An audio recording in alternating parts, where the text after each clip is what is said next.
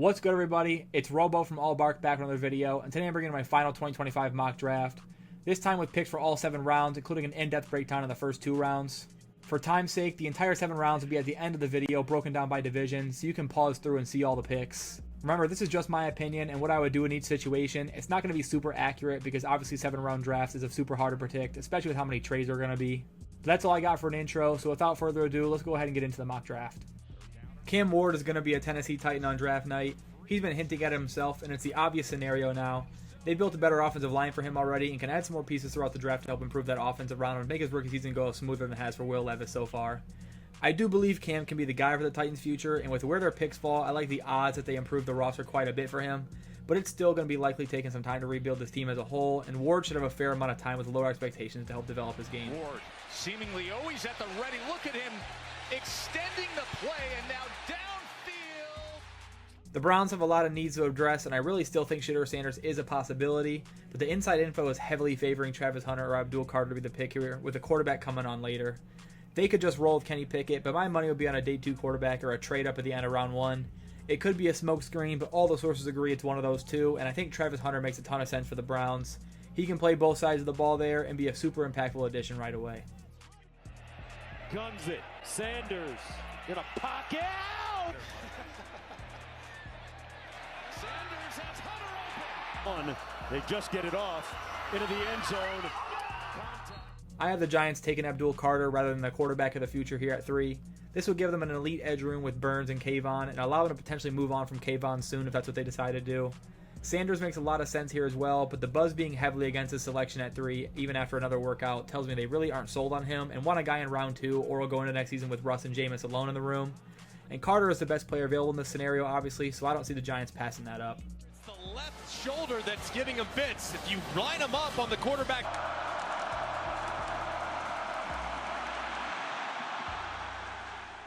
The Patriots are definitely a trade down candidate if this is how the first 3 picks go, but honestly, I think they end up staying at 4 and securing the guy they see as their anchor lineman in the future, and that's Will Campbell. A lot of people question his upside at tackle because of measurables, but honestly, his tape is excellent, and he dominated during his time at LSU. I don't think he's a reach at all at 4 and can absolutely be the left tackle of the future for Drake May, and I could also see the Patriots believe in that also.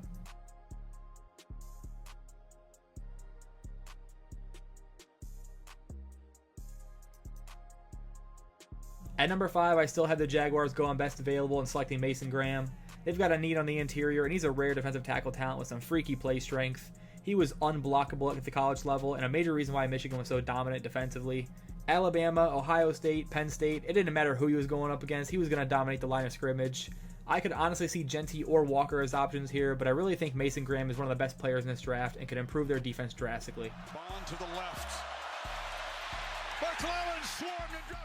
I'm still mocking Ashton Genty to the Raiders with pick 6. Shedeur is an obvious option if he's available, but the Geno Smith investment shows they want to improve quickly, and Genty seems like a perfect fit under Pete Carroll. Again, thinking along the lines of a Marshawn Lynch bell cow, he's obviously a big upgrade from what they have in the house right now as well, and I love the potential improvement in offense would have with Genty, Bowers, Myers, and Geno Smith next season.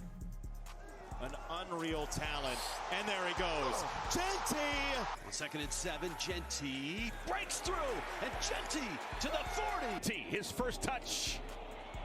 And typical Ashton Genty. Look at him go! You can't break. At pick 7, the Jets could look to add a weapon here for Justin Fields, such as Tyler Warren, but I think they opt for the bigger need, which is offensive line help.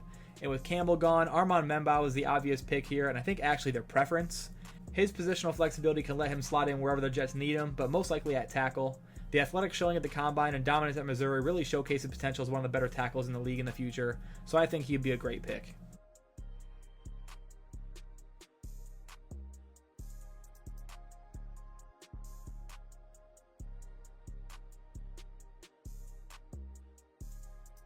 At 8, I've gone back to the Panthers improving the defense by taking a potentially elite prospect in Georgia's Jalon Walker. He's a hybrid linebacker edge rusher who's got freak upside potential.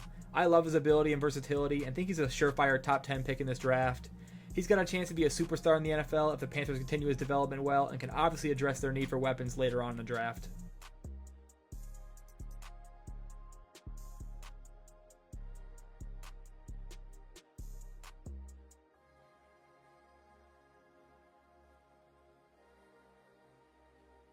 The Saints are in a pretty unpredictable spot here at 9, as it really depends on how the board plays out, but they could go receiver, edge rusher, or even quarterback here, and with Shedeur Sanders still on the board, I think New Orleans is where he ends up. Derek Carr is a decent quarterback, but it's been a struggle, and injury problems are stacking up, so the Saints having the opportunity to get a potential franchise guy without even moving up would be great in my opinion. He doesn't need to play right away unless Carr is out, and Kellen Moore could be the guy who helps him reach his potential. End zone, top side, one hand. Sanders gets the feet set toward the end zone for the game. It is! Show him blitz. Sanders, free play down the sideline. I think the Bears have done a really good job setting up their offensive line in free agency so far, adding Tooney, Jackson, and Dahlman on the interior, which make their clearest needs remaining in the backfield or at the tackle spot. But with Jeanty and the top 2 tackles already gone, I don't expect them to reach at 10, so I've got them taking Tyler Warren here. I definitely can see them moving up to select Jeanty or a lineman earlier, or even moving back from this pick, but adding another weapon as versatile as Tyler Warren could be huge for Caleb Williams reaching his full potential in Chicago. Tyler Warren. And Warren taking Gophers with him for a first down and more. Direct snap here. He's going to run it all the way behind a tight end block, and here he goes. Tyler Warren. The 49ers lost a ton this offseason, so I think the retool starts by grabbing a potential top defensive talent in the class at a huge position of need in defensive tackle Walter Nolan. The Niners have a glaring need on the defensive line, especially the interior, and Nolan was a former top prospect in his class and has sky-high potential. He'd make that defensive line unit come together to be a whole lot stronger than it was a year ago in both defending the run and rushing the passer, especially if they keep building it on in later rounds. Leader of that offensive front, and they get penetrated. The year you're there, things did not go well at Louisville, and now he's with. And his offense is back in action. Mark Fletcher, who's a very... I think the Cowboys are one of the toughest teams to mock for. Several needs and directions they could go, but I think adding a weapon next to CeeDee Lamb makes the most sense right now. With the loss of Brandon Cooks, they've got nobody reliable out there next to Lamb, and Ted McMillan on the board here at 12 would be a great pick to me. Not only is he a big weapon to add to a now pretty desperate offense, but I think McMillan could end up drastically improving the passing game for Dak. He could end up the best receiving threat in the draft and really open up that offense for them. First down. Quick pop. McMillan turns the corner. Loses his defender. Now he's off to the races. McMillan. The Dolphins still have plenty of needs and brought in a fair amount of defenders in free agency, but they still need a corner, especially if they end up trading away Jalen Ramsey, and a guy with potential as sky high as Will Johnson still on the board here at 13 would be a huge add for them. I truly believe Johnson's an instant impact corner. He's one of my favorite DB prospects in a while. I get the injury concerns, but I don't buy the slower 40 projection, and the dude's an absolute ball hawk who dominated for 3 years straight. His tape's one of the best studies in recent years, and he's got the size, ball skills, and technique to be elite. And it's intercept. Johnson with the hand strength and the concentration to regroup and get that left arm. Play fake. McCord underneath. Intercepted. Michigan. Will Johnson jumped the route. Tyler Warren is off the board, so I've got the Colts going with Colston Loveland here at 14, which I actually think could end up being the better pick anyways. They've obviously got a glaring need at tight end, but Loveland to me is a better overall receiver than Tyler Warren. Loveland's got star potential with his elite hands and huge catch radius. He's a great route runner and has great feel for getting open on broken plays. Warren definitely is better after the catch, but in terms of getting open without design plays and making tough catches, I think Loveland has more ability in that regard and could end up being great in Indianapolis. Feeling the pressure, McCarthy throws, caught, down the McCarthy, throwing on first down, underneath, he's got his man, it's Loveland, turn. The Falcons' biggest need entering the draft is on the edge for me. They need production and high potential at that position badly, and I think Mike Green ends up the pick for them. I could see any of Michael Williams, Shamar Stewart, or even Jihad Campbell going here as an off-ball linebacker, but Green's the most productive guy in the draft by a pretty wide margin. It did come in the Sun Belt, but he lit up the pre-draft events and seems like a guy with a high floor as well as great upside that can really impact the performance of the defense in Atlanta quickly. 3rd and 19 at the 39. Howard in trouble. And Howard will be sacked. Pop. Here we go right here, and then watch his spin move back to the inside. Gus right there, or outside, excuse me. Terrific spin. The Cardinals are another tough team to mock for, with big needs at a few key spots, including both sides of the trenches and the cornerback position. And there are solid players on the board still at each of those spots, but my highest rated guy is Jahdae Barron out of Texas. He's pretty unanimously a top 20 player in this class, and as high as top 10 for some. He may be just a slot corner with his size, but he's such a great player. I could see him being one of the best guys in the league at that spot. But I do believe he has more than enough ability and athleticism to play on the outside as well, or even move all around the defense. And Talon Pressure against back, who stands and delivers on the sideline. It's intercepted. Picked up. pressure. Now they rush for ball out quickly, and it's juggled and intercepted. The Bengals have a glaring need at edge now with a potential Hendrickson trade looming, and I think Mykel Williams is the right pick for them. I had Shamar Stewart here in my last mock, but Williams also brings elite upside with his frame and athleticism, and he has better production than Shamar Stewart in college. Mykel is an absolute freak and could be an instant impact on the edge. If they're able to get an extension done, I think he and Hendrickson could be a great duo, but assuming he is traded eventually, I see no other option for the Bengals' first draft choice than defensive line.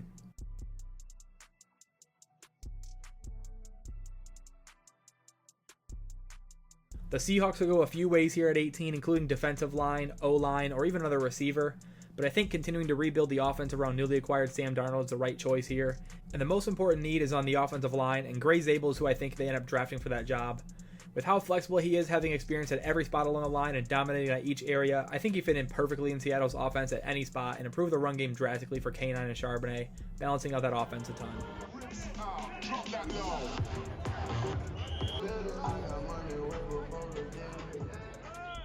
It may be boring for Bucs fans, but yet again, I have them taking Jihad Campbell at 19. This is my top fit in the first round, as the Bucs definitely need a future playmaker at linebacker who can also rush the passer, and Jihad provides both of those with his flexibility as a backer and off-ball rusher. Levante David's a perfect teacher for Campbell, helping him reach his potential, and with him back for another year, you also get Campbell experience without having to man the Mike spot in year one, which is a picture-perfect situation to me.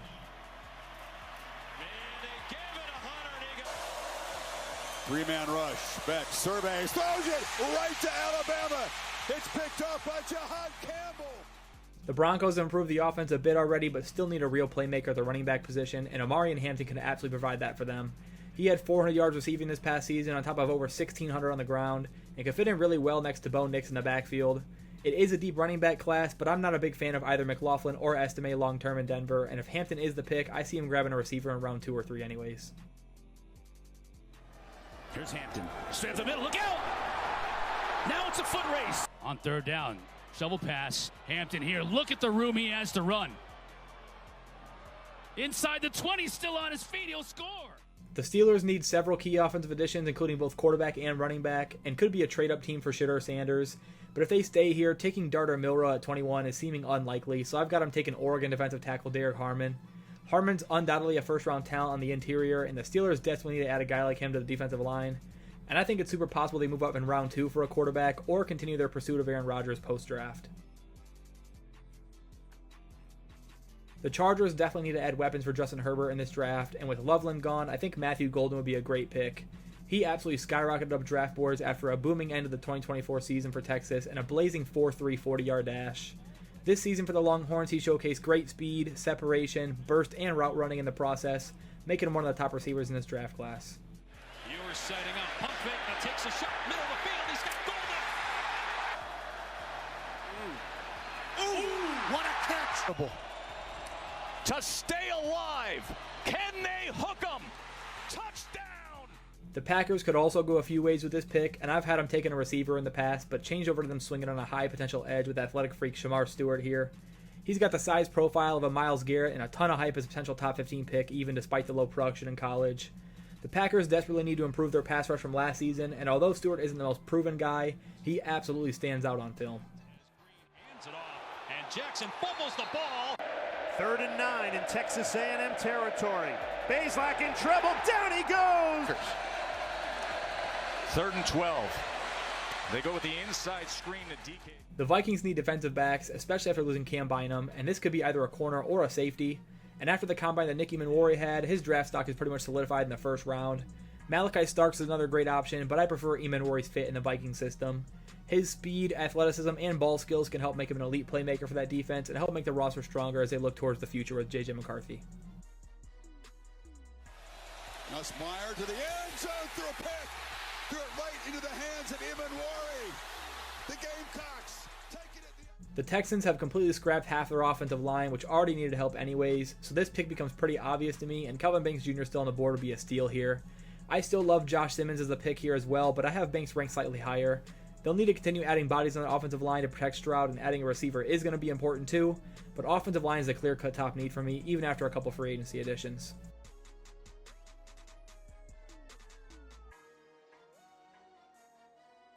The Rams definitely need to add to the cornerback room, and I've mocked Barron to them in the past, so with him off the board now, I think Kentucky's Maxwell Harrison going to be in the selection. He's a natural ball hawk with elite speed, clocking in a 4.28 40 in the combine, which helps him recover if he's beat at the line of scrimmage, which doesn't even happen too often because of how well-rounded his man-to-man skills are, so he's definitely a top option for them at 26. It turns out a healthy Brady Cook is the answer, and he's picked off. The Ravens will probably look to improve the offensive line and the defense this offseason, and I think grabbing Malachi Starks all the way down here at 27 is a no-brainer type of move. He's the type of playmaker in the secondary they could use next to Kyle Hamilton. He's a two-time All-American and a super versatile player lining up all over the secondary for Georgia. He's got the size, speed, and instincts that can allow him to be one of the better safeties in the NFL in a few years. Plenty of time throwing his first deep ball for Seven McGee, and it's Klubnik lets it go deep, and it is intercepted. The Lions have to add defensive linemen this offseason after having little depth last year and losing almost the entire unit to injury. But interior offensive line is also a big need, and Tyler Booker is one of the top guys available and another Alabama guy for Detroit. I think defensive line is a deeper spot of this class and can be addressed in rounds 2 and 3 while you'd add a top talent to pair with Mahogany for the future, and it allows for Graham Glasgow to go be a depth guy again. 8th play of this opening drive. It's a keeper. Milroe follows the back. Milroe explodes. The Commanders have had an eventful offseason, adding Deebo Samuel and Laramie Tunsil into the offense for Jaden Daniels, but the simple truth is the defense still needs some work.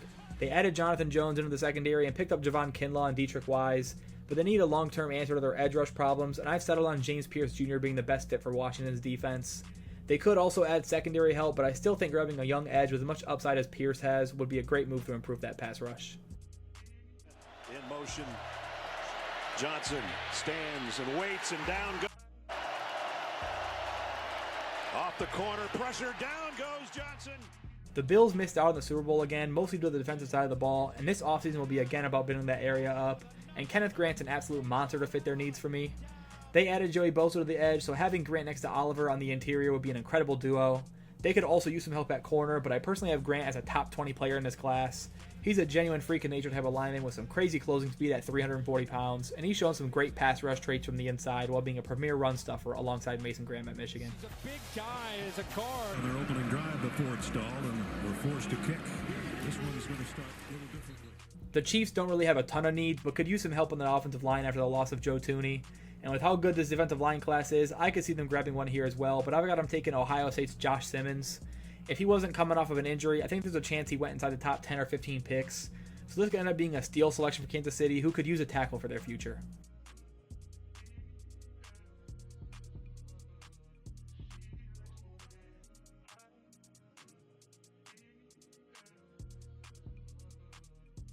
I think the Eagles could go a few directions here at 32, but all likely defense, and I think Boston College edge rusher Donovan Ezaraku fits their pass rush needs. They could also add secondary help, but I still think grabbing a young edge with as much production as Ezaraku would be a great move to reload on the defensive line. He's a stud, and I think could have fit him great next to Carter, Davis, Smith, and Ojulari there. Defense on their heels. They hand off to Hart. Hart taking down 209 yards, 2 TDs, 2 picks. Belkamp in trouble.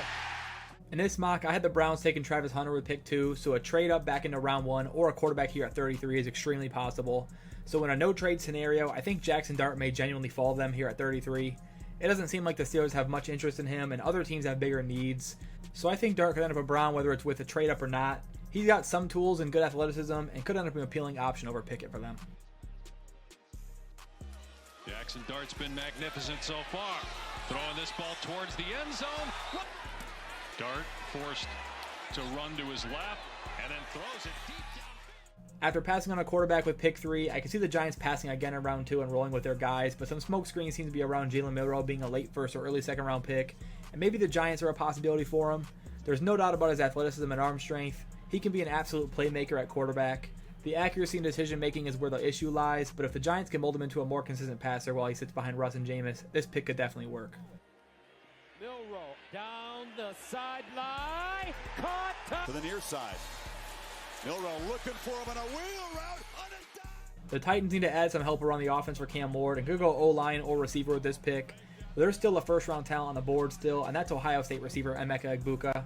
There's a real chance he's available in early round 2, and his route running, hands, and ability after the catch could help him develop into a future star for Ward in the Titans offense, especially playing next to a guy like Calvin Ridley. Howard, plenty of time. To the end zone again. Caught by They dump it down in space, and here we go. Abuka with a lane. Emeka. The Jags still need defensive help even after grabbing Mason Graham, especially in the secondary where I think corners are likely pick here. And Trey Amos is a realistic selection at 36. There's a chance he goes in late round 1, and I think building up the future of the defense is much more valuable to a team as needy as the Jaguars than selecting a tight end here. I've got a few corners ranked in this range though, but Amos would be my best guess right now. Amos to the outside. Good redirection of the receiver. Looks back and could have picked. Immediately following Amos, I have another corner coming off the board in round 2 with Florida State standout A.Z. Thomas of the Raiders. Pete Carroll teams were defined by run games and defense, specifically secondaries, and the Raiders absolutely could use the help at corner. Thomas has a size and instincts to be a future number 1 corner in the NFL, so I'd like this pick following Gentry in round 1 for the Raiders. Third down. Murphy gets rid of it, incomplete. 10, Castellanos going to dump it off to Barfield, and he can't make the first man miss. The Patriots grabbed an elite tackle in round 1 and could now use an instant impact receiver. Luther Burden can fill that void immediately for Drake May, especially with the ability he provides with elite speed and quickness after the catch.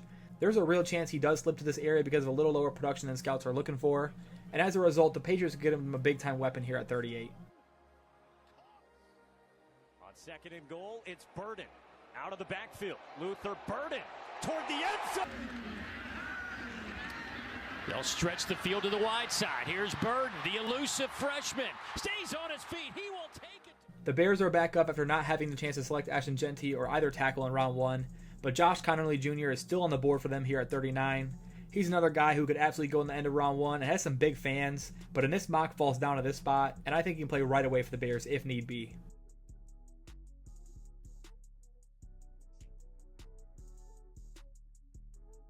The Saints landed Shedeur Sanders 9th, so now they need to obviously address the defense, either corner or edge, but I still think former Purdue and Texas A&M standout Nick Scorton's the right pick here at 40. He's a playmaker on the defensive side of the ball and attacks every single play with a great motor and a ton of strength. And I don't think he's even close to near reaching his potential yet as a defender. Green back to throw. In trouble. Pressure coming. Green sack. Balls out. See if Elko is aggressive. Now they rush 4, and they still get him. They close. The Bears are back up 2 picks after landing a steal at tackle, and the obvious need now is at running back. And there's a stud left on the board in Ohio State's Travion Henderson. With the first 3-pick haul of Warren, Connerly, and Henderson on top of the free agency additions, it would be hard not to claim the Bears as the most improved offense of the offseason to this point. It's probably a smart idea. Handoff up there. Travion Henderson in the open field. Travion Henderson. The Jets are a team often linked to Tyler Warren in round 1, but pick 7 just a bit too early for me considering the need at tackle. So after taking that tackle, I think they cycle back and grab my number 3 tight end in this draft in Elijah Arroyo. Arroyo's got some rare receiving ability with his size and speed and burst, and he's got some injury concerns, but was finally healthy this past season and exploded on our draft boards as a top 50 talent. No extra points. We're going for 2. Dylan Gabriel got it on a kick. The 49ers draft plan has to be to build depth in the trenches, and although corner is another important spot for me, so is offensive line still, so Donovan Jackson will be my pick here. He can play either guard or tackle as he showed at Ohio State, but I think he fits in better at guard. Regardless, the flexibility is a big asset, and the 49ers need to add bodies on that offensive line, so Jackson makes a ton of sense if he's on the board here.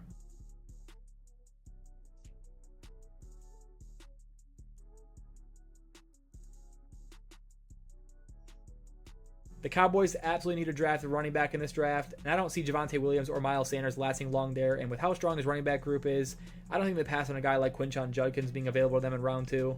I've got Judkins and Caleb Johnson really close, so either's a great pick to me, but Judkins fits the bill of a future standout at the position a bit more to me, and would love his upside as a clear bleed back in Dallas, along with the addition of Ted McMillan. Haven't had to employ that tonight. Judkins breaks free. Quinshon Judkins hits a sprint. The Colts definitely need to add pieces at linebacker, which does put them in play for Jihad Campbell in round 1, but I really like Colson Loveland's fit there. So Carson Schwessinger from UCLA is a pick here at 45 for me. He's pretty unanimously the number 2 true linebacker in this class and a lock for the second round. So this would be a great addition to the defense to me for Indianapolis.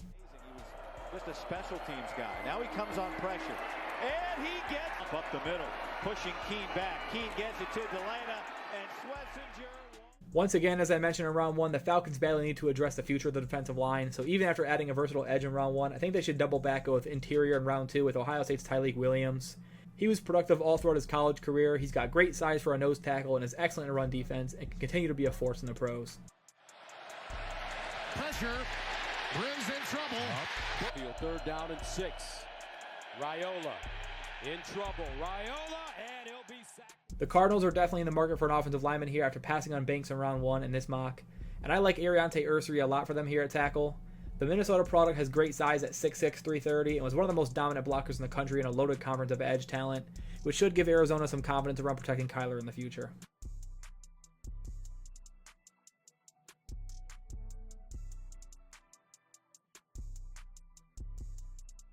The Dolphins still need help in the trenches on both lines after grabbing a stud corner at 13, and with Ursary off the board a pick earlier, I think going D-line is the move, and Texas's Alfred Collins can help the unit out a lot. He's got a huge frame and a ton of versatility as an interior player, something Miami could really use as they rebuild that defensive line. Rules analyst Bill Lamagna on that. Neuer off a screen. No, he did Popped not. up in the air. No. Some believe the Bengals may go safety with their first round pick, but that glaring need on the edge was too big to pass up on. But I think a safety is definitely in play here in round 2 if Xavier Watts is on the board. He's a ball hawk safety with a solid frame and a knack for making big plays, something the Bengals defense needs on the back end, in addition to a stronger pass rush. Still fielded it. There's an interception off the ricochet. And Wegman steps up across the middle. It's a low throw and it's intercepted. Quickly from the 17-yard line. That one's intercepted. The Seahawks, in my opinion, should definitely address the pass rush in round 2 after adding Gray Zabel in round 1. And there's a good chunk of guys available, including Josiah Stewart, JT Tuimoloau, and Oluwafemi Oladejo. But the consensus top guy available is Landon Jackson out of Arkansas. He's got an extreme motor to go along with elite size and should be able to produce sooner rather than later on the defensive line. Strip sack. Landon Jackson gets around In a couple different ways. He's one with speed. He's one with counters. This time just a little swipe move and then... After passing on receiver in round 1, the Broncos like to take one here in round 2, and I think it could be a number of guys. But my top guy, as well as many others, is Iowa State's Jaden Higgins. He's 6'4", ran a 4.47, and was super productive last season for the Cyclones. As I mentioned, there's several guys in his range they could like, but Higgins' size, speed, and hands can make him a strong weapon for the future of the Broncos. With time. Nice pickup. Look out.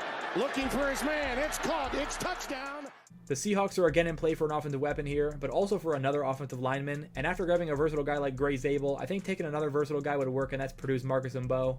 Like Zabel, he can play tackle or center, but is primarily a guard in my opinion, and can fit in really well as Zabel if they offer either to play tackle.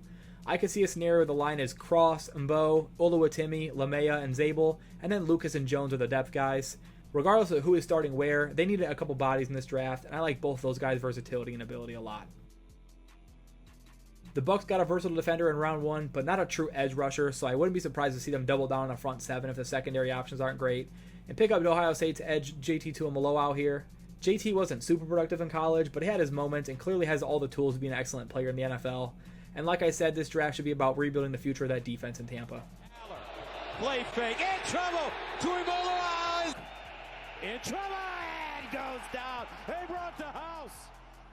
The Packers are likely addressing the cornerback room in either round 1 or 2, so after grabbing an edge in round 1, I think receiver or corner is the obvious pick. And I think Benjamin Morrison could be a stud in the near future. I'm a big fan of Morrison's ability as a coverage corner, but the injury recovery is obviously going to drop his stock down a little. If he was healthy, I think he's definitely worthy of a first-round selection, but the Packers could be lucky to scoop him up here in the middle of round 2. Home 40. Brennan Armstrong on the Wolfpack. Firing one deep. Single coverage. Jump ball. I think the Chargers could shift focus to the trenches after selecting an early weapon here, knowing Jim Harbaugh, but the lack of a passing attack while having Justin Herbert at quarterback last year was an issue, and they still need a weapon at tight end. LSU's Mason Taylor has worked his way up to a round 2 on a ton of boards lately and could be a great receiving threat paired with McConkey and the round 1 selection of Matthew Golden. Daniels for the win. Caught. It's good. And they're going to throw it to the end zone. Looping catch. The Bills still need both corner and safety help after adding Kenneth Grant, so I'd expect one of these first 3 picks to be in the secondary. And I'm a fan of Penn State safety Kevin Winston Jr. here. He's one of the best tacklers in the draft, hits hard, and has great size for the safety position. All traits that could lead him to being a true leader in that defensive backfield in Buffalo in the future. He's improved. He's gotten calmer, under control. He felt the pressure there. Oh, what? Looking to throw again. Had a man in his space. Got it off, and it's... The Panthers need to add a weapon for Bryce Young at some point early in this draft, and after grabbing Walker at 8, I think round 2 could be a great opportunity to address the need. And Jalen Noel is a good fit in Carolina to me. He's a bit smaller at just 5'10", but an elite athlete and an incredible route runner. The Panthers need a great separators with Thielen being older and that not being Leggette's best asset, so I like Noel's fit a lot there. Beck. Rosie's got a man. Rush. Beck fires right. Caught. This is Jalen Noel. He'll have to make men miss. He scoots down the sideline. It's definitely possible the Texans double down at offensive line in round 2, but the wide receiver need is still glaring at the loss of Stephon Diggs and Tank Dell being out. Christian Kirk helps, but they need another body in the receiver room, and my top receiver still on the board is Alec Ayamaner. I also love Kyle Williams, but I don't know if his value really lies in round 2, so Alec is a pick for me. He's a bigger target at 6'2" and has 4.4 speed, and he's made some big-time catches throughout his college career. Well inbounds with the feet. The Ravens have a need along the defensive line, especially after going safety on round 1, but with corners dwindling a bit in round 2, I think Shavon Ravel Jr. is a great pick for their system. He's got great size and length for the position and could definitely slip down to this spot if he's coming off a major injury. But performance-wise, he's a first-round talent and was projected there pretty much up until a couple months ago.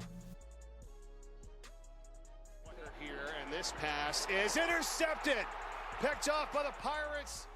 The Lions absolutely need to address the defensive line if they go guard in round 1, and so I absolutely love Michigan edge Josiah Stewart for them in late round 2. There may be 1 or 2 guys who are ranked higher than him in consensus still available, but Stewart's a top 60 player for me and was the most productive edge rusher in the country over his college career. And actually, he was the #1 pass rusher in the entire draft in terms of pass rush win rate.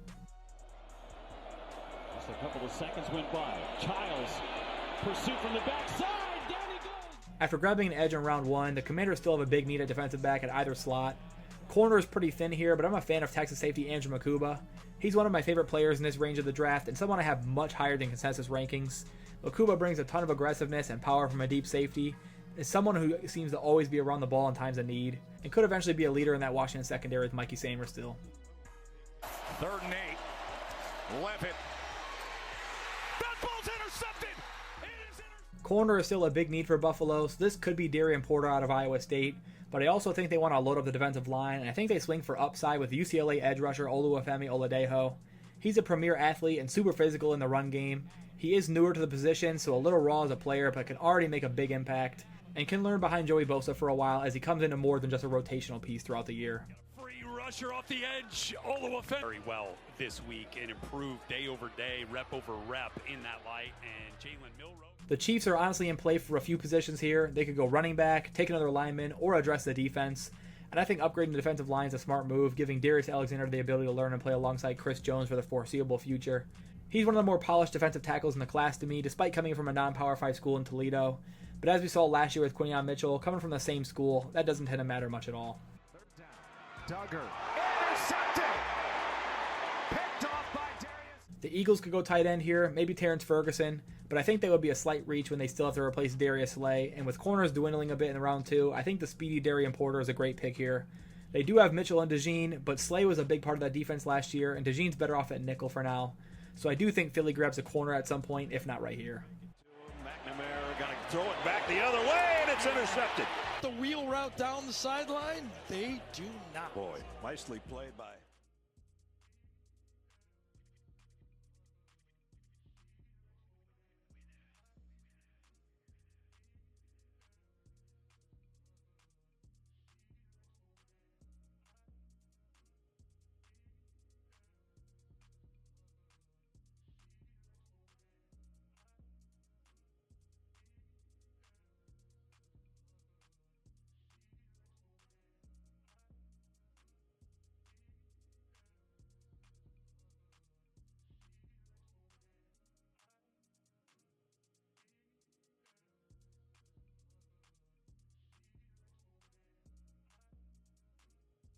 That's it for my final 2025 NFL mock draft.